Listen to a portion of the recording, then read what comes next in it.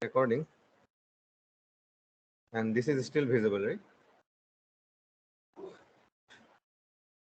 Probably that's why people are not coming in class, because I used to ask, is it coming? Then they have to see this. Then they are mobile, like two things. Okay, so so today we are going to start this one important topic, which is a small topic only, but let's see how far we can do it. So this is technology scaling. Okay. So technology scaling, all of you are aware of that. Like from 1960s, actually transistor has been invented in 1947, right?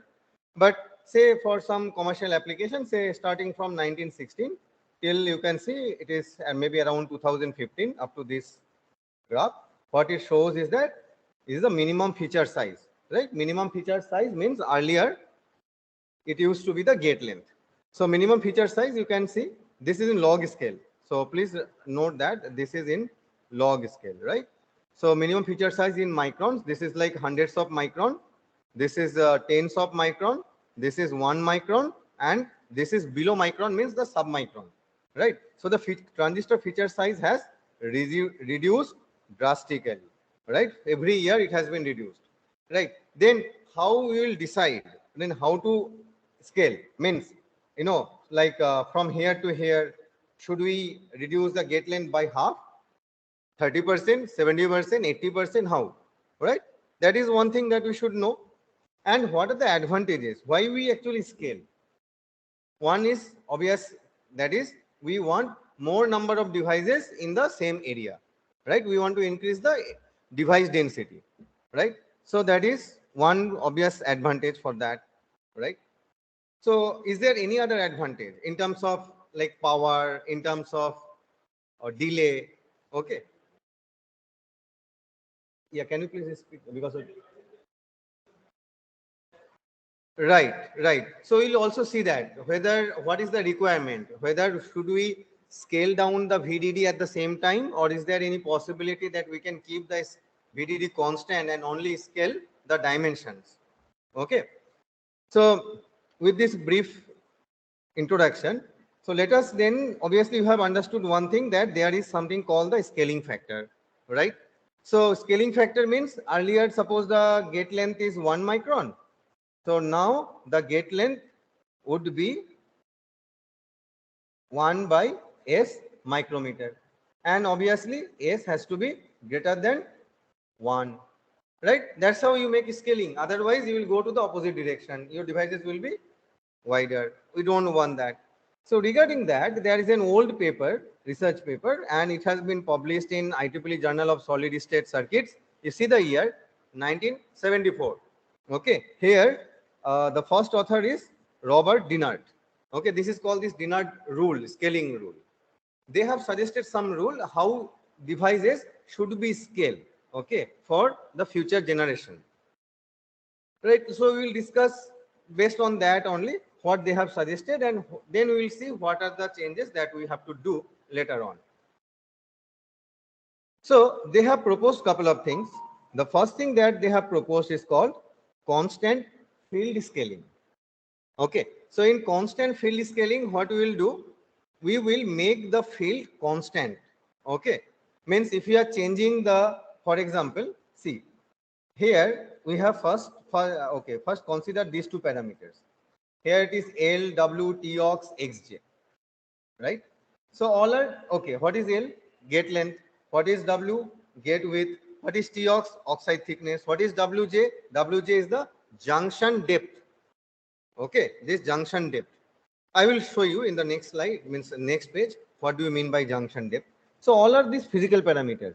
So here, all the physical parameters here is been scaled by a factor of S. So that means into 1 by S, right? We are scaling it, right? At the same time, we are also scaling VDD, also by the same factor 1 by S. Then what will happen to the electric field? Electric field is voltage by distance. So we are scaling the distance by same amount. We are scaling the voltage. So what will happen to the electric field? Electric field will remain constant. So that's how the name has come, this constant field scaling. Fine. So during, okay, why we need that constant field scaling? Because if we keep this VDD constant and only reduce the like gate length and this S, the source and drain distance and all these things, then what will happen? Then there is an property of each material which is called the breakdown electric field, right? Once that breakdown electric field will be achieved, then device will be permanently damaged. So we cannot do that. Okay, so let's first focus primarily on this only, constant electric field only. Then we'll see other variations. Okay, now we understood here one thing, that is in constant scaling, constant field scaling or constant electric field scaling, how we are going to scale the physical length as well as the supply voltage and VT. VT is the threshold voltage. Then from this, can you tell me like what will happen to the device area? Reference, let me. Yeah, what will happen to the device area? 1 by S square. 1 by square, 1 by S square, right? Ah, I have written it in the difference. Yes. So it is 1 by S square. Okay. What will happen to the substrate doping? Maybe if let me check who can comment on that. What will happen to the substrate doping?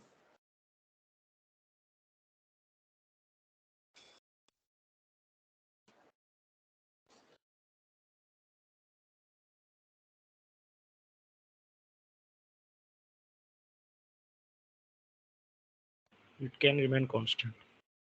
It will remain constant?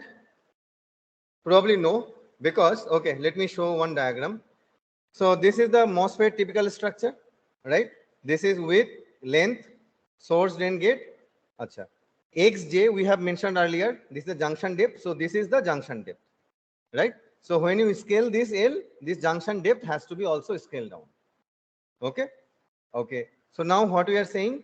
We are saying that we have reduced this L to L by S, width to W by S, VDD to VDD by S. Then we are commenting then what would be the doping concentration for the new device. Okay.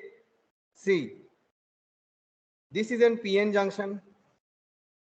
This is an PN junction, right? So PN junction, if there is an PN junction, then PN junction also has some depletion width, right? So we are scaling all the physical dimension. So that means this width also has to be reduced, right, by the same amount, right? Then are you getting my point? Otherwise, what will happen? You think about think about this case. So I'll say now the depletion width is like this. Here the depletion width is like this. Now you are scaling. Then if the depletion widths are remain same, then what will happen? Between the gate they will touch, right? And there is no neutral region, right? Is this depletion region and this depletion region will be like merged, and then you lose the transistor operation, right? So you have to scale this WD also. Then what is the relation of this WD? WD, okay. What is this doping concentration of the source or drain side? Very high, in the range of 10 to the power 20. So probably we cannot change here, right? It is very high doping. We need very high doping in this, right? So where we can change? We can change probably here, because this is the body doping. This is quite light. Okay. So say earlier the doping concentration was Na, right? So this is a single-sided PN junction. Means basically this is N plus P junction, right? And for N plus P junction, we know the equation of depletion region is 2 epsilon I V by Q into Na, right? Okay. So here we have to find what should be the value of Na. So let us keep this Na. So that gives us this equation, right? Okay. Now let's see from here what we can comment on it. So 2 epsilon of silicon is the property of silicon. We cannot do anything. But what we can do on V? Yes, we are scaling V to 1 by S. Q is the electronic charge. We cannot do anything. W is this WD, right? WD also we have to scale equally by 1 by S. Then what will happen? This become 1 by S square, right? Then what is going to happen to this N? It has to be increased by S times, right? Then this will also scale by like then WD also will scale by WD by S, right? You understand from that point? Okay. So here substrate doping we have to change by S times. Okay, what will happen? COX. COX is that COX in the equation which is per unit area ID equation. What will happen to COX? COX is what? Epsilon ox by Tox. Epsilon ox not changing, right? So it is basically COX equal to epsilon ox by Tox. COX is not, epsilon ox is not changing. Tox is changing by 1 by S. So it will increase by S. Okay, what will happen to the total gate capacitance? Means COX into area. So it is basically COX into area. Area is W into L, right? COX is increased by S. W is increased by W will become 1 by S. This become 1 by S, right? So then the total gate capacitance is actually reduced, right? But if you see the capacitance like density per unit area, that is actually increasing, right? Okay. Now next question is what will happen to the ID? ID is the drain current. Okay, so I have written, I do not have sufficient space there, so I have written it here. So this is the drain current, right? We are assuming that mu n is not changing. Let's say that mu n is not changing, mu n will also change, right? But that is not this type of proportionately, and that is a bit complicated. For the time being, we are considering mu n constant. COX is changing by S. W by L, it is a ratio, so it's gone. V, voltage is changing by 1 by S. So it is 1 by S square. So it become 1 by S, right? So ID become 1 by, means 1 by S, right? Okay. What will happen to the current density? Current density means current per unit area. See, here we are getting less current, that is true. But at the same time, we have to also understand that our area has also reduced, right? So from that point of view, let us find for per unit, from the per unit area point of view, how much current we are getting. So it is ID by area. So ID is scaled by 1 by S, this by 1 by S, this by 1 by S. So that makes this current density is actually increased by S, right?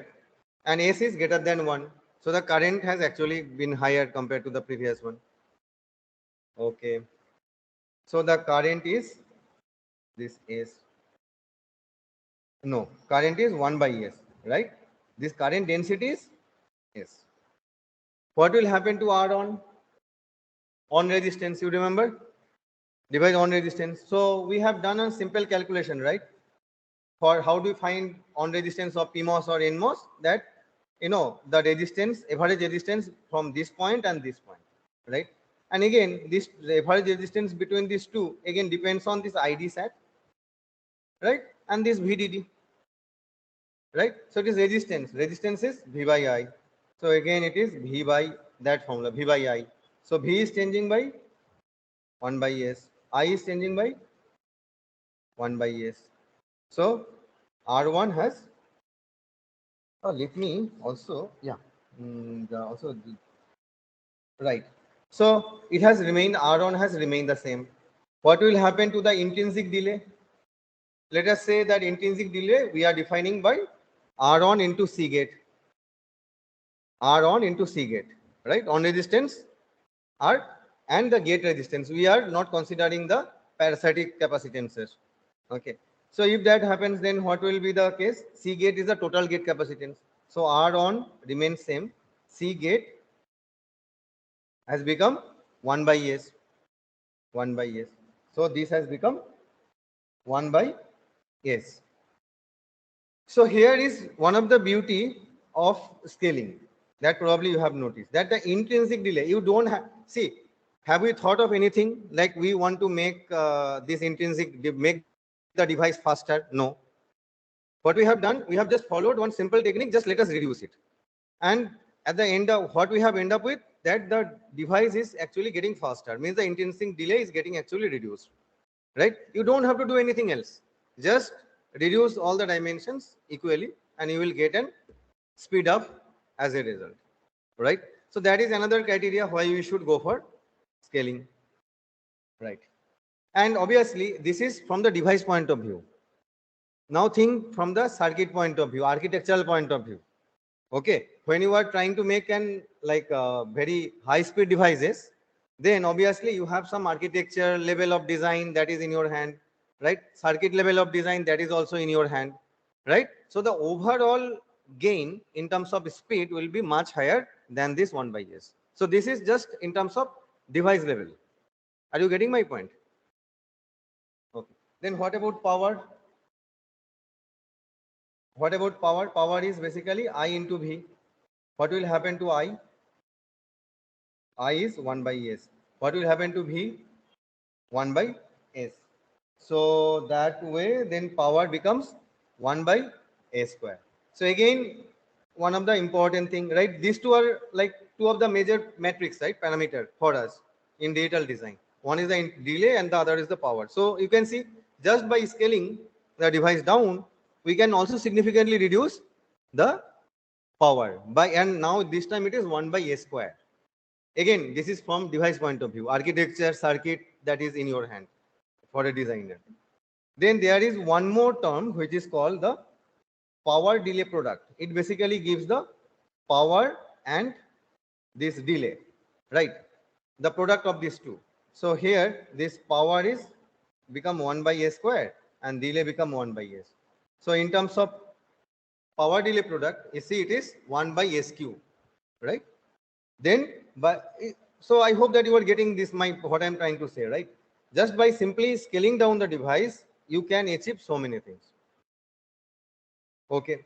What about the power density? Power density is this power by area, right? Power by area. So it is basically 1/a square. Area also scales by, you can see here we have done 1/a square, right? So it is 1/a square. So it become 1. So the power density, that means from the that area point of view, the power, radiated power, that will be remain the same, right? But from the device point of view, but that power has reduced. When the single device is taking less power, but if you consider the area wise, that is consuming the same amount of power, right? Because now in that area you have more number of devices, right? Earlier one device was radiating P power. Maybe now suppose more devices will radiate the same P amount of power, right? Okay. So with this, then let us see one more thing. Then we'll come back to this chart again. Then the here one relevant question should to be asked is that what is then should be the value of S, right? Okay. Now the answer is this typically this S has been considered as like around 1.428, so that 1/s, that means the reduction is nearly equal to 0.7. Now, okay, why this number? Okay, why this number I will come, but let's see the what is the advantage. Okay, if we have 1/s equal to 0.7, say we have two devices. Okay, this is the old generation device, this is the new generation device. Old generation, for a single MOSFET, we have area is L into W, so it is WL. Now for the new generation device, the area is 0.7 W, 0.7 L. So that becomes 0.49 WL. So what you can see if you compare these two, the area is reducing by, the area is becoming half, right?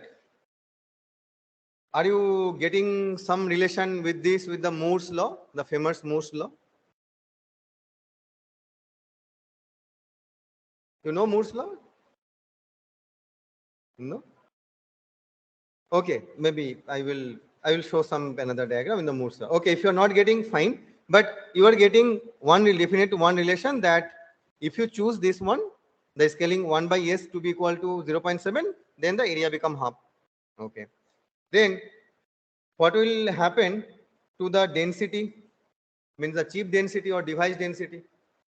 That becomes simply doubles, right? Okay. Now, from industry, in industry, this factor that 1 by s is equal to 0.7 has been considered from a very, very long time. Okay. Because from one generation to other generation, when you go, right, one generation to the next generation, your number of devices in a chip is actually double. Okay. So let us give you some another perspective from here point of view. We will come to this later on. See, this is some of the scale, some of the technology nodes. Okay. So maybe you are familiar with 180 technology node. Are you familiar with that? Right? We have discussed. Okay. Then what will be the next technology node? You will get the next technology node by multiplying 180 into 0.7. Please tell me what is the result? 126. 126 nanometer, right? See, the next technology node, generally it means they do not make it 126, they try make it type of round of the type of thing. So here you can see that the next technology node is 130. Okay. So if you have to go to the next node, see again 130 into 0.7. 100, 109. So it is 109. 91. Okay. So it is 91 nanometer. So here you can see it is 90.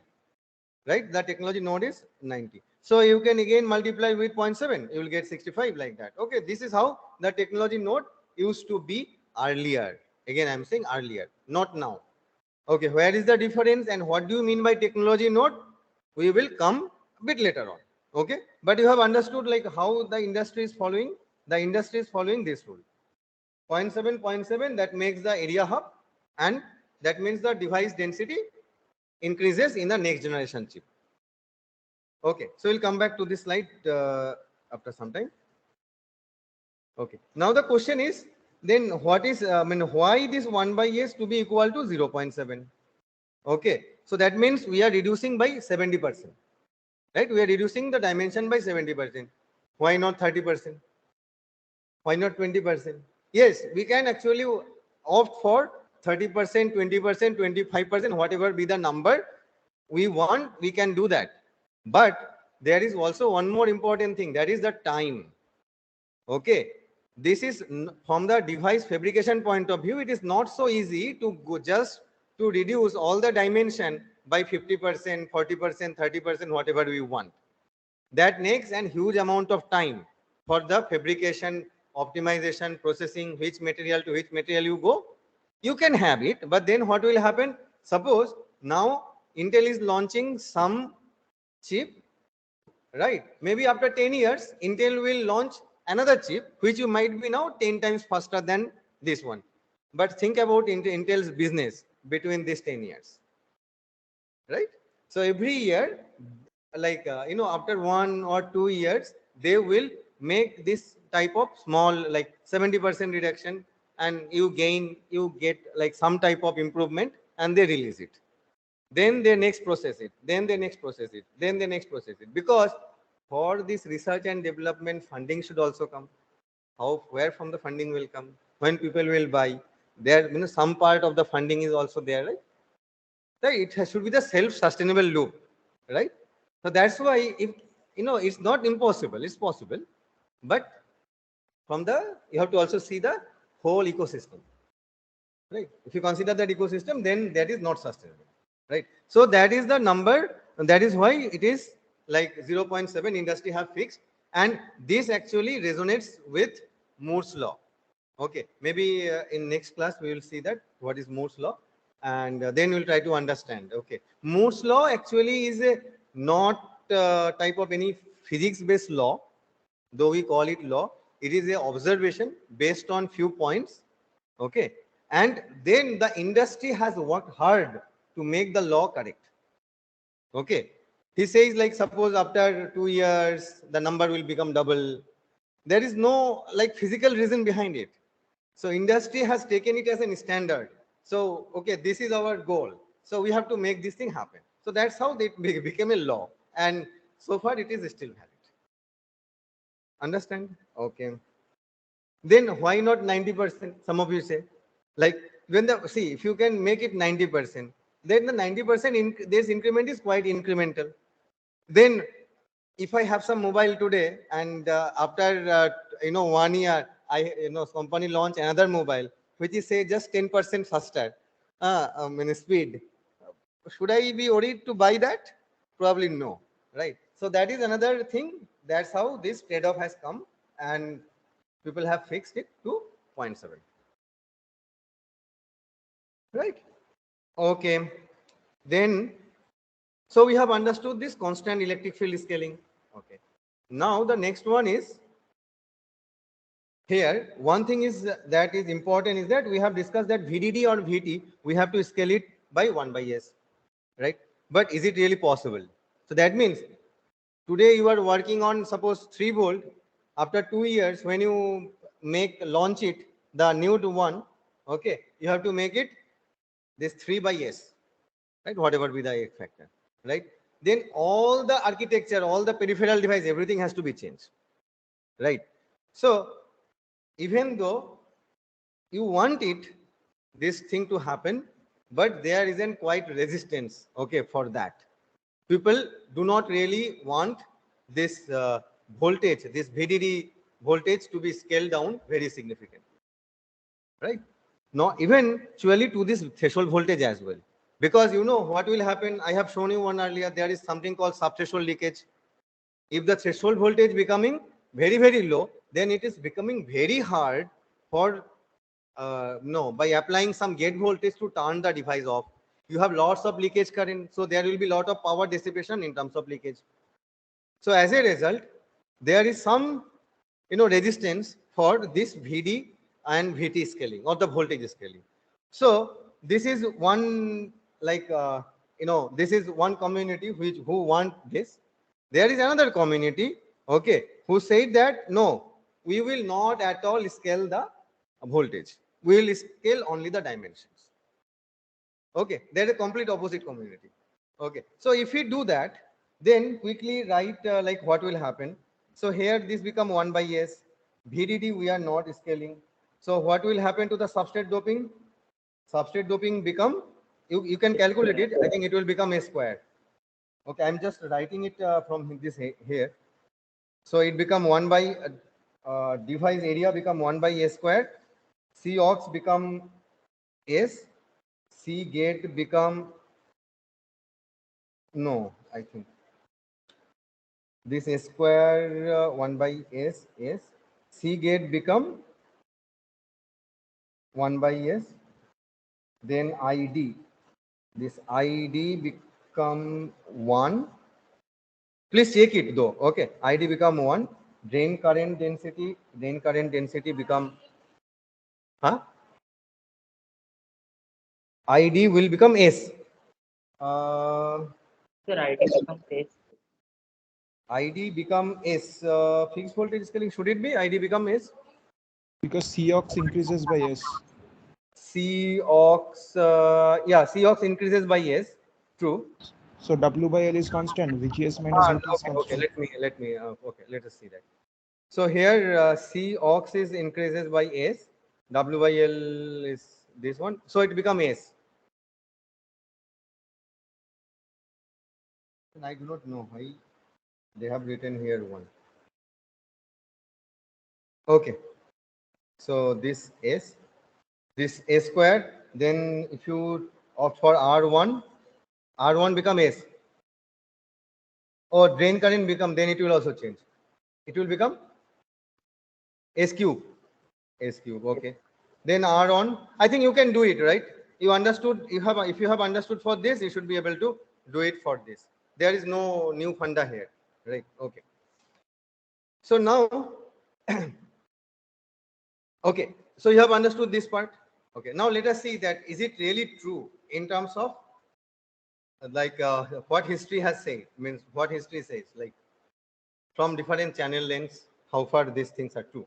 So this is an, okay, this source is IEEE.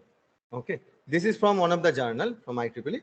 So here it shows the voltage, okay, both VDD as well as this VT, threshold voltage, for different channel lengths. And you can see both are in log scale, right? Okay. So here you notice that here this, when the gate length was 1 micron, then the voltage, supply voltage used to be 1, 2, 3, 4, around 5 volt, right? This is around 5 volt, right? This point, right? Now we are reducing it to 10 times. So now it is becoming 100 nanometer, right? So at 100 nanometer, what is the voltage say? Say 1.5. How much reduction? From 5 to 1.5, right? Whereas what is the reduction in terms of this device dimension? 10 times. And here around 3 point, like more than, little bit more than 3, right? This type of reduction. So you can clearly see that even from the history also there is an resistance for this VD scaling, because if you are changing VD, you have to change VD for all the peripheral architecture and all these things. Similarly, you can see for VT also the same. See VT, for when it is 1 micron, VT used to be around say 0.8 volt, right? Then it has become 100 nanometer, and in 100 nanometer the VT has become 0.1, 0.2, 0.3, 0.35, and it will be really hard to go beyond this VT. We really cannot go beyond this. Now it has type of getting and stagnant. VT threshold voltage we cannot reduce further. So similarly, then VDD also we cannot reduce, because this is the overdrive. You understand the overdrive? It is VDD minus V threshold voltage. That will come in terms of this I square, right? Means I. This I is basically this square. So history also says the same thing, whatever we have discussed. So depending on that, then people have proposed another scaling technique, which is called the general scaling, where people have said, like, we will scale this length and VDD with some different scaling factors. For this is 1 by S, for this it is say 1 by U. Okay, so now you can obviously say which one should be higher, right? Obviously this should be more aggressive. The scaling of this length and the physical dimension should be more aggressive compared to the voltage scaling, right? Okay. Then if this is the technique, then I think you can also feel for the rest of the things, right? Okay. Then let us come to this different technology nodes.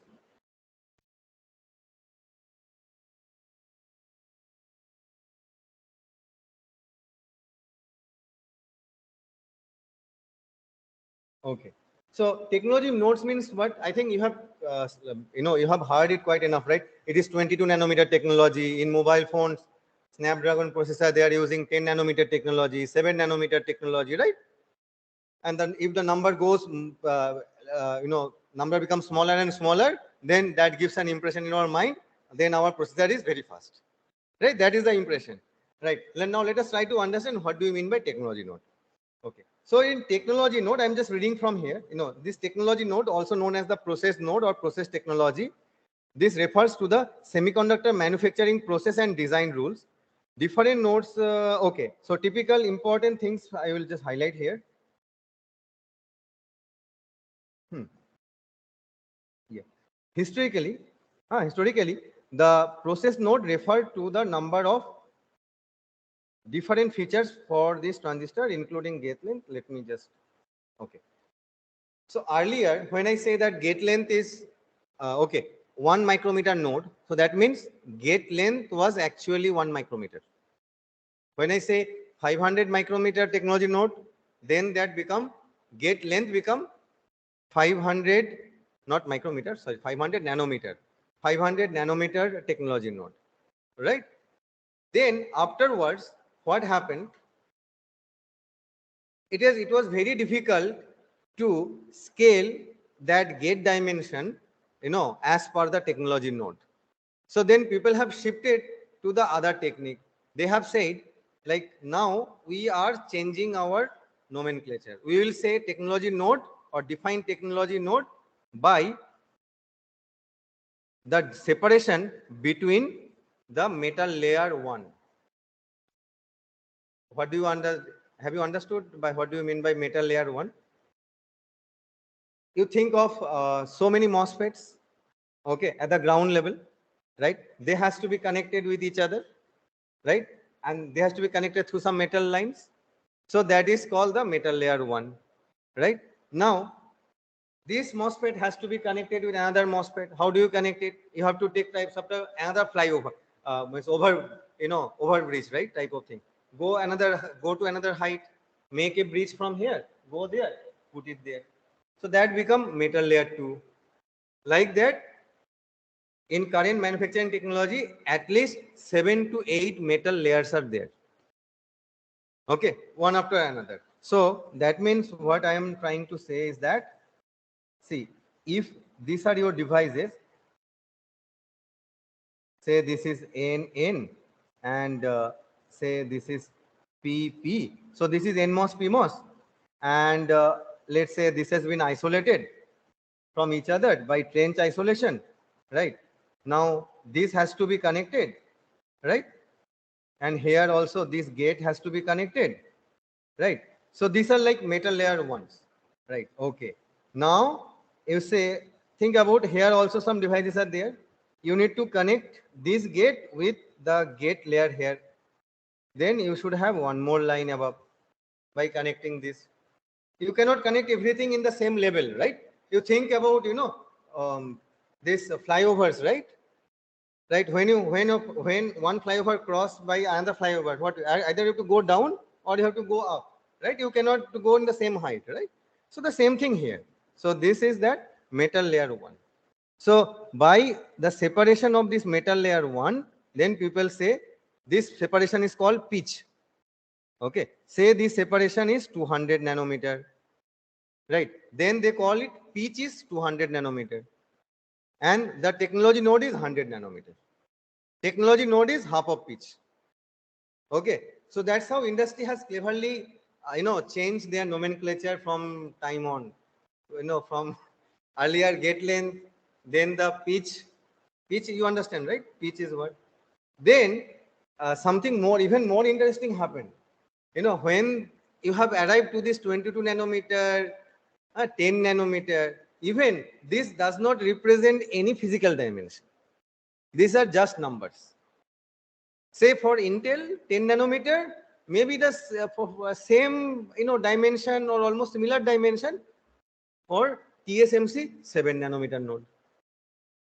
Okay, so nowadays this 7 nanometer, 10 nanometer does not represent any physical dimension. Okay, it is just an type of reference. Earlier this company, suppose if you are you cannot compare Intel 10 nanometer with TSMC 7 nanometer. Now you have to compare Intel 10 with Intel 16 or Intel 18. You understand? Because now there is no physical relation between one company to the other company, because it is not bound. There is no relation between them. Fine. So that's what it is written here. See, historically, the process node names refer to the number of different features of transistor, including the gate length as well as this metal 1 half pitch, right? More recently, due to various marketing and this discrimination among foundries, this number itself has lost the exact meaning once it used to help. Okay, recent technology nodes such as 22 nanometer, 16 nanometer, 14, 10 nanometer, they are purely and specific generation of chips made in a particular technology. It does not correspond to any gate length or any half pitch, right? Nevertheless, the name convention has stuck, and that is what the leading foundries call their nodes. Okay, right? So you understood what do you mean by technology node, and really the 7 nanometer does not mean the gate length is 7 nanometer, right? Huh? No, physically they are improving, but it's not type of only by gate length. There are different other techniques are also associated. For example, now transistors are not planar. Transistors are type of 3D, FinFET. Okay, this transistor, I think you can recognize, right? This is used to. But can you recognize that this is also transistor? See here, this is the gate. Here, transistors are now like this. Gates are like this. Transistors are like a fin. No, fin you understand, right? This is a fin. And the gate will come and go like this. This is source, this edge is drain. Okay. So,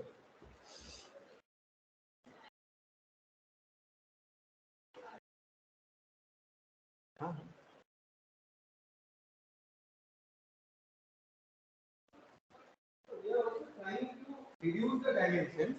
Yeah, there is a question like, are we also trying to reduce the dimension? Yes, we are trying to obviously reduce the dimensions, but no, not to the same extent. Okay, that we can do earlier.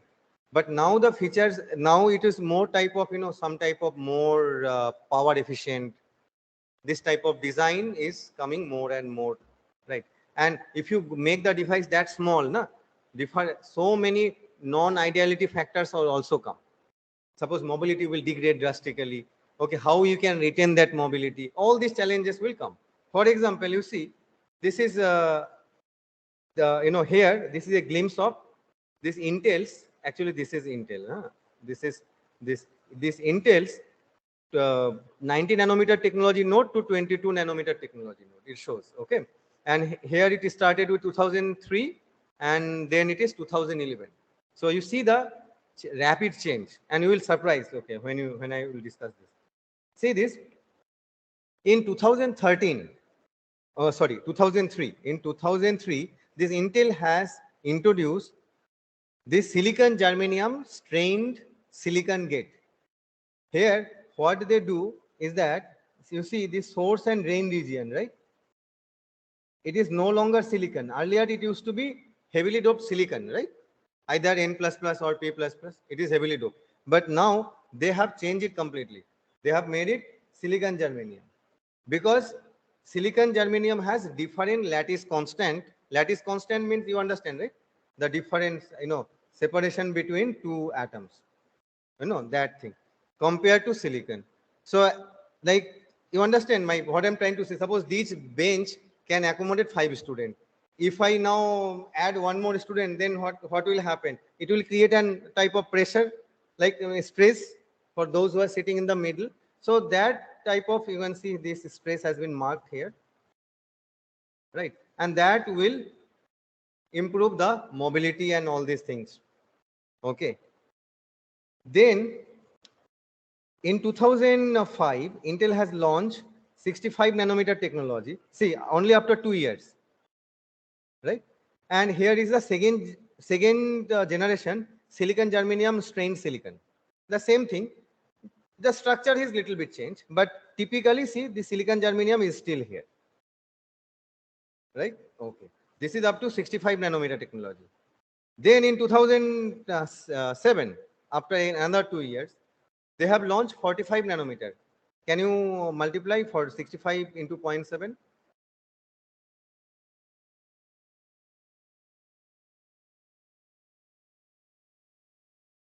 65 into 0.7? 45.5, and they have made 45 nanometer. So you can see this importance of 0.7 is still valid, right? Okay. And hopefully you can also see it here, right? So 45 nanometer, here they have, what they have done, okay. Before that, let me tell you one more thing.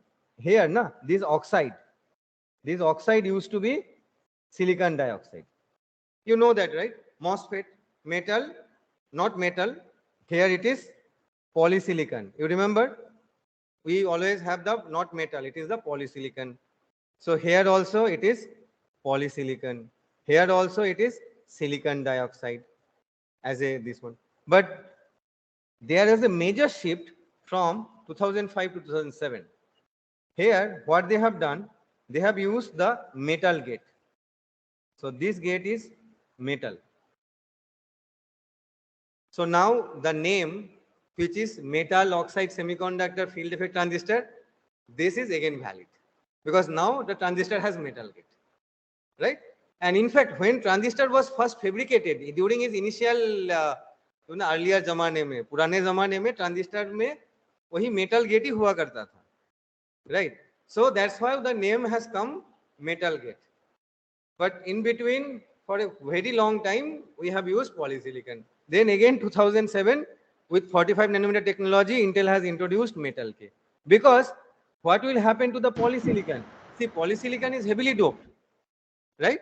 So heavily doped material you can consider similar to the metal. But is it really a metal? No, because if you have some voltage, then whatever be the higher doping concentration you use, there will be at least small amount of depletion layer, right? Right. And as the devices are shrinking, T-ox is also shrinking.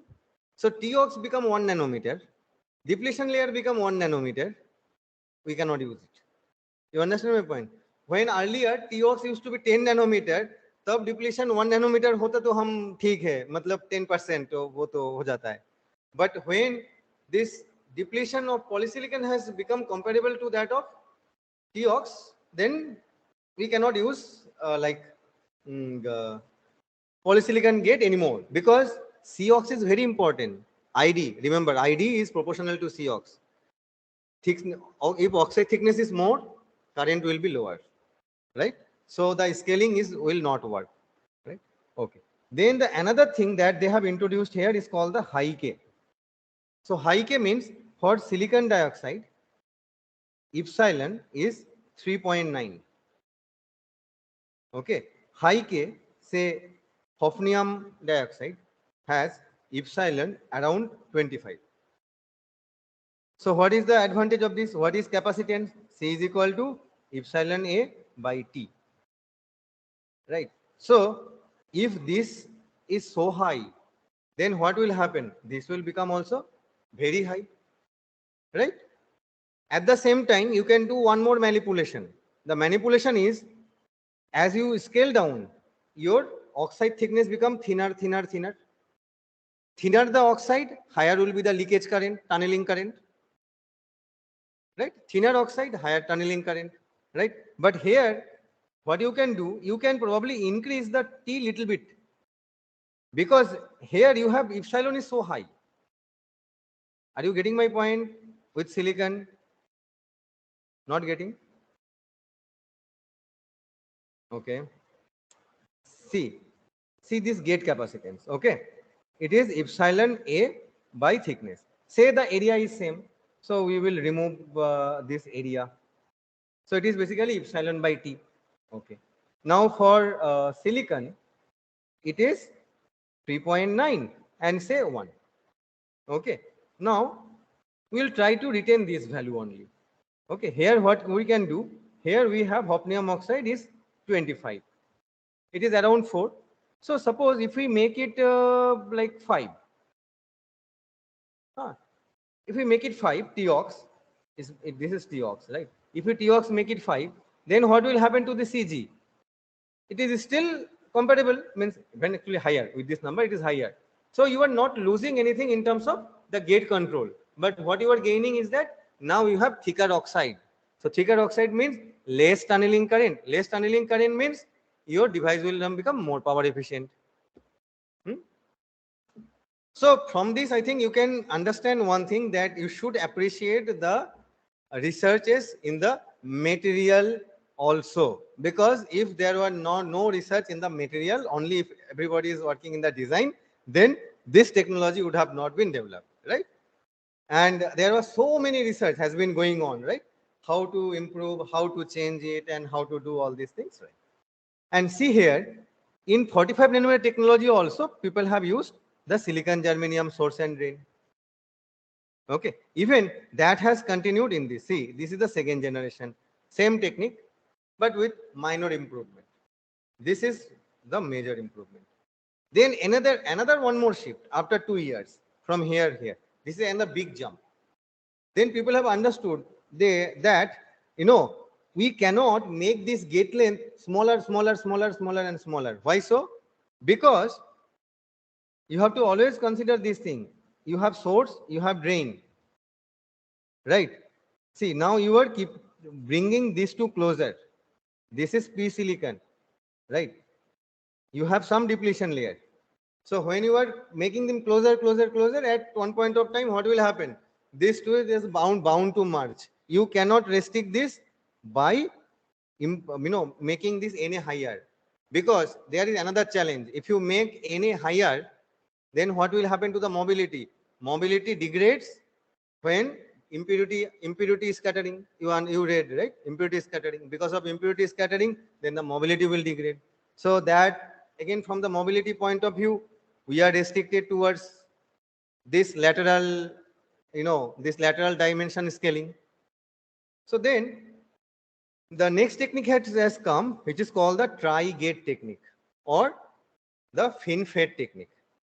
Here you can see these are the gates. These are the gates.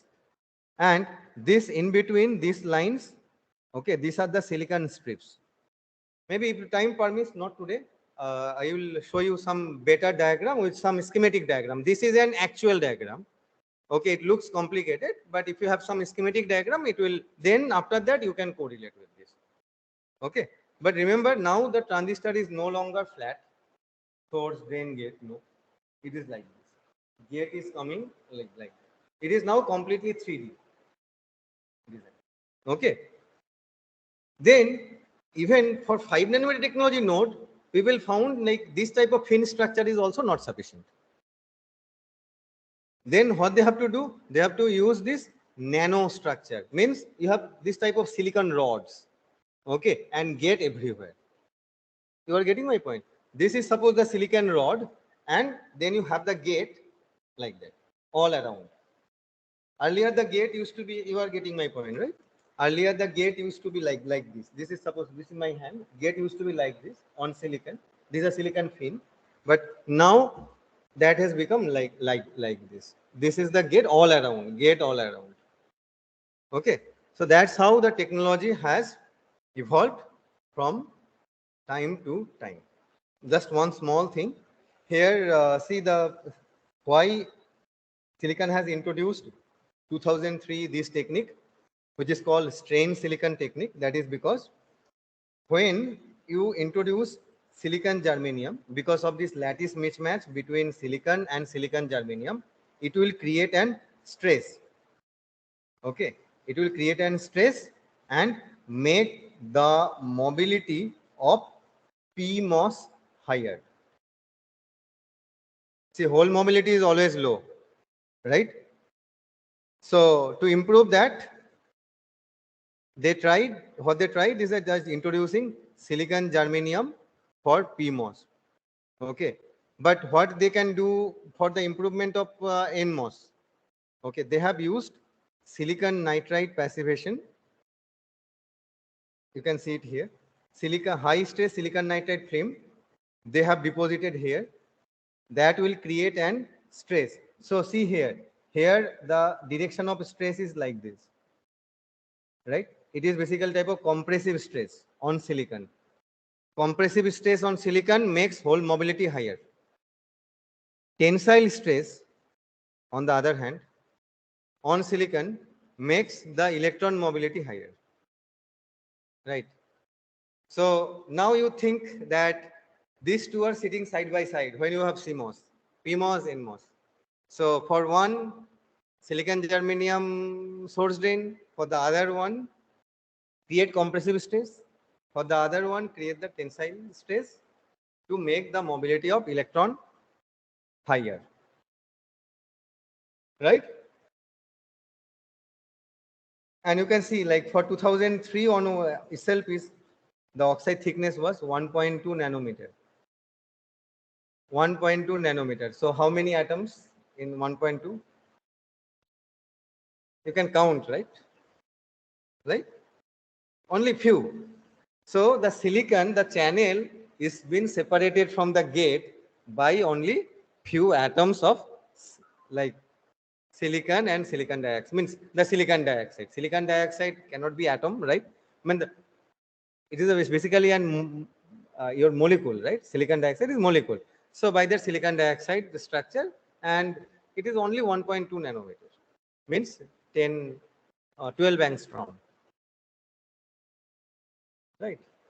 But that's why there was no choice, but they had to introduce the high K, because otherwise the leakage current, even at 2003, even in this technology node also leakage current were pretty high.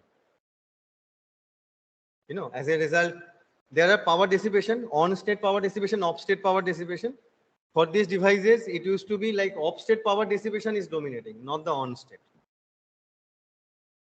Okay, we have seen on-state power dissipation, right? And that switching loss and all this loss. But for this type of devices, because now you are considering so many devices, if they are off, then there will be like billions of transistors, they are off. If the leakage current is suppose very tiny also, then the power dissipation combining for the total microprocessor or the total circuit is huge, right?